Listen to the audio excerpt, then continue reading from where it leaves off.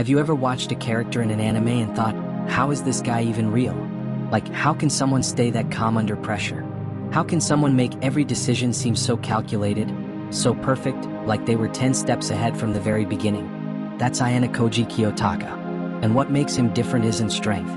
It isn't raw power. It's how he thinks. Now, this isn't about worshiping a fictional character. This is about using fiction as a mirror, a metaphor, a blueprint. Because while you may not live in the White Room, while you're not enrolled in a school that ranks people like products, the truth is, life is no different. It's still a test. And it still demands you think clearly, act strategically, and master yourself before you try to master anything else.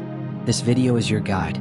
Not to become a clone of Ayanokoji, but to build your own mental system, your own elite framework that puts you in control. Because while we can't implant a genius brain into your skull, we can train your mind using methods backed by neuroscience, psychology, and performance science to unlock your full capacity. The best version of your thinking, sharp, composed, precise, already exists inside of you. It just hasn't been activated yet. So let's begin. If you're serious about change, then the first thing you need to understand is that thinking isn't just something you do, it's something you train. Like muscle, like memory. And if your brain right now feels foggy, scattered, or tired, that's not a personality flaw. It's a signal. You're overstimulated, distracted, drained by an environment that floods you with dopamine hits and constant inputs but never gives you the silence to reflect. Now think about this. Ayanokoji grew up in the White Room, a place designed to strip away everything unnecessary, no entertainment, no distractions, no social life. Just curriculum, silence, stillness, and boredom. That's right, boredom. The very thing we avoid at all costs today. But what if I told you boredom isn't your enemy, it's your gateway? Friedrich Nietzsche once said, "He who completely entrenches himself against boredom also entrenches himself against himself." That quote hits harder than most people realize, because boredom isn't emptiness. It's the space between distractions. It's the door to your deepest thoughts. And yet, what do we do every time we're bored? We pick up our phones. In fact, most people won't even go to the bathroom without it. They scroll, swipe, tap, repeat. But every time you do this, you chip away at your ability to sit with your own mind. You fragment your attention. And over time, you stop hearing your own inner voice altogether. So here's a challenge. Starting now, stop taking your phone to the bathroom. Simple? Yes. Trivial? No. It's one of the most powerful habits you can build to reclaim mental clarity. Because when you stop giving your brain something to react to, it starts creating instead. Thoughts resurface. Problems untangle. And clarity returns. This is just one micro step. But don't underestimate it. Change isn't about grand gestures. It's about consistent corrections. And this is how we start. By creating mental space. Next, eliminate all visual distractions. Full screen this video. Turn off notifications. Shut your other tabs. Do not check the comments. Why? Because science is clear.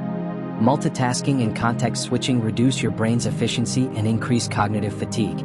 You might think you're being productive by doing several things at once, but in reality, you're just training your brain to be fragmented. And fragmented thinking is the enemy of elite performance. Now that we've silenced the noise, it's time to sharpen the signal. You need a mindset that sustains this journey.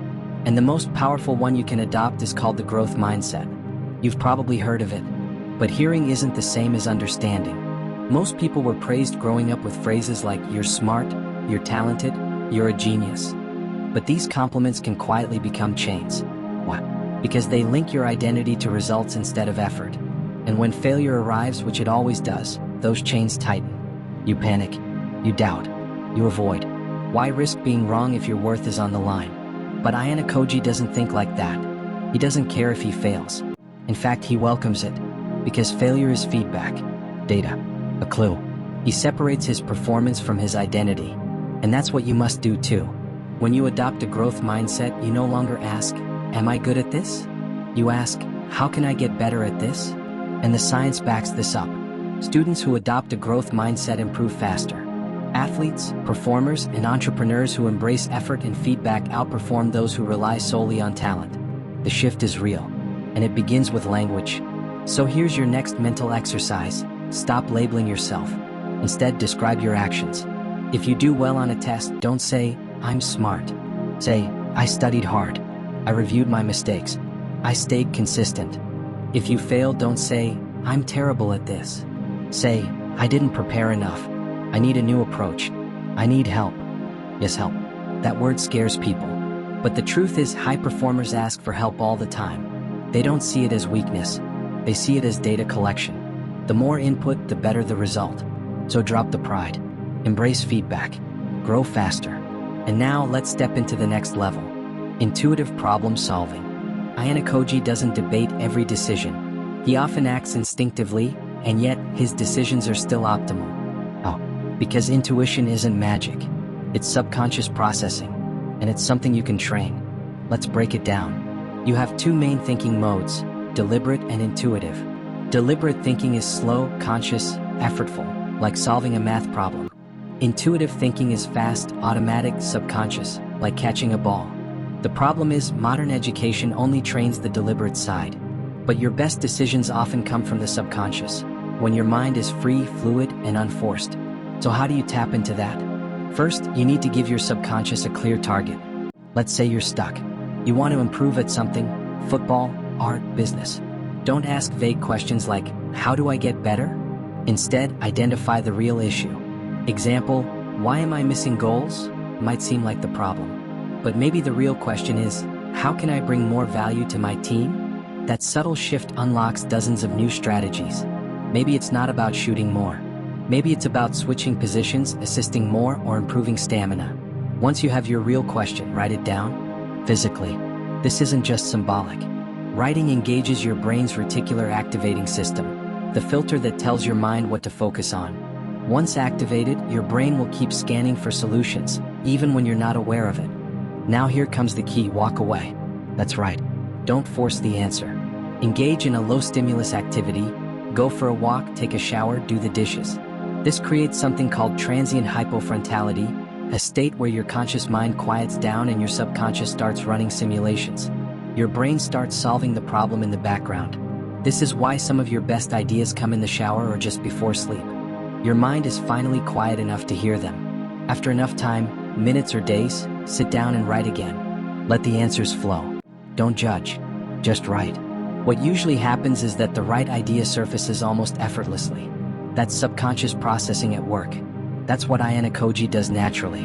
And now you're learning to do it too. But we can go even deeper. Let's talk about the default mode network, DMN. It's a set of brain regions active when you're not focused on the outside world.